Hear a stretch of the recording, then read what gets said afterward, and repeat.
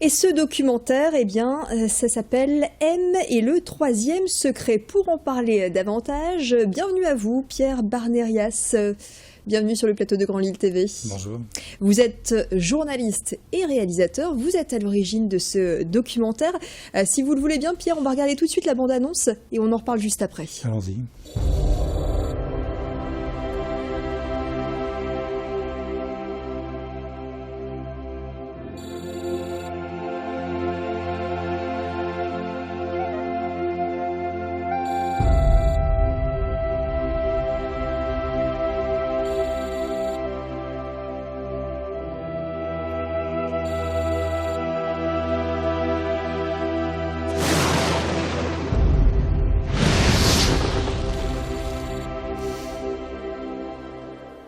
Voilà, M et le troisième secret, un film documentaire de Pierre Barnérias. Vous avez enquêté autour d'un secret bien gardé par le Vatican. Alors c'est un sujet extrêmement complexe. On va essayer de parler de ce sujet en 6 minutes 30. C'est pas facile. Le mieux c'est d'aller voir le film. Mais pour inciter justement les téléspectateurs à aller voir ce film, on va peut-être rappeler que vous, tout a démarré eh bien, du côté de Garges-les-Gonesse. Expliquez-nous un petit peu pourquoi vous avez choisi d'enquêter sur les secrets révélés par la Vierge Marie.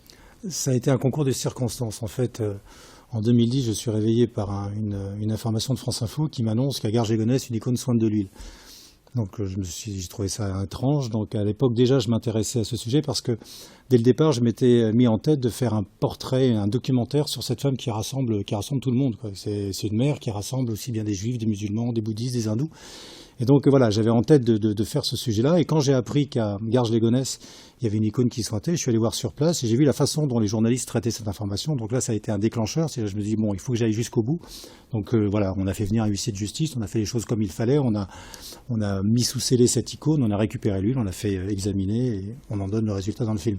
Donc c'est cette enquête, qui est une enquête dans l'enquête, qui m'a amené progressivement au fur et à mesure des rencontres, à ce fameux secret de Fatima. Alors le secret de Fatima, c'est une ville du Portugal. C'était en 1917 et la Vierge avait à l'époque révélé 3 secrets à 3 enfants, c'est ça? Un seul secret réparti en 3 parties. Les 2 premières parties ont été révélées. Il se trouve que les 2 premières parties se sont avérées exactes. Et la 3e partie devait être révélée en 1960, mais en 1960, couperée. C'est ça qui m'a vraiment intrigué en me disant, voilà, apparemment, il est probable que la 3e partie du secret ne soit jamais révélée. Ça, c'était le communiqué de presse qui a été donné en 1960. Donc c'est quand même intriguant de savoir que voilà, on accepte les 2 premières parties du secret, mais la 2e partie, tout d'un coup, il y a un blocage. Et ce blocage va durer pendant 40 ans, et au bout de 40 ans, en l'an 2000, le 26 juin 2000, le Vatican a révélé officiellement cette 3e partie, mais bon, il s'avère, c'est ce que je montre dans le documentaire, que il y a tellement d'incohérences que ça ne peut pas être cette 3e, ça peut pas être ça. Soit le Vatican n'a pas tout dit, soit il manque un texte, soit le texte a été falsifié. Donc il y a plusieurs options, quoi. Vous apportez des réponses dans ce documentaire. Quel est le message, je dirais?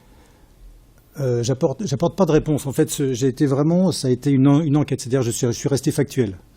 Je ne sais pas pourquoi, je ne peux pas expliquer le pourquoi, mais par contre, je peux juste dire ce qui exactement s'est passé. Donc, je vais parcourir quand même 12 à 14 pays pour aller trouver ce fameux 3e partie du secret.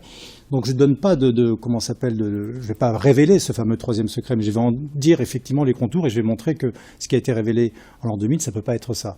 Donc, et à travers ce fameux 3e secret, c'est plutôt le personnage de la Vierge que je révèle, c'est-à-dire un personnage d'une femme qui est la femme la plus populaire de la planète, qu'on soit croyant ou non croyant. Ça fait 2 siècles qu'elle invite, on va dire, l'humanité à changer un petit peu de comportement, donc parce qu'en donnant des messages assez apocalyptiques à des enfants analphabètes. Donc tout ça, il faut se poser la question, pourquoi, quand je suis allé dans différents lieux d'apparition mariale, notamment au Mexique, ça m'a beaucoup touché. Vous avez 12 millions de Mexicains sur 3 jours. Enfin, c'est colossal.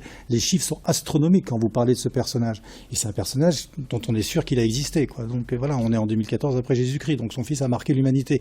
Donc c'était intéressant, c'est de se poser la question, pourquoi aujourd'hui, en 2014, il n'y a jamais eu de documentaire sur cette femme-là qui fait bouger quand même des millions de personnes. Jamais eu un documentaire. C'est pour ça que l'idée d'aller au cinéma, pourquoi le cinéma? Parce que c'est c'est un personnage qui est absolument fantastique, quoi. Elle fait des choses de dingue, elle cloue le bec à des prix Nobel de médecine, de chimie, elle tient la dragée haute à tous les grands ténors du Vatican, et elle est assez étonnante, quoi. Pierre Barnerias, vous êtes journaliste, je le disais, mais vous avez travaillé, pour faire la petite présentation, il ne nous reste qu'à quelques secondes, mais vous avez travaillé à Ouest France pour envoyé spécial, pour reportage, pour déraciner des ailes. Vous êtes croyant, vous-même, vous vous attendez à une réaction du Vatican ?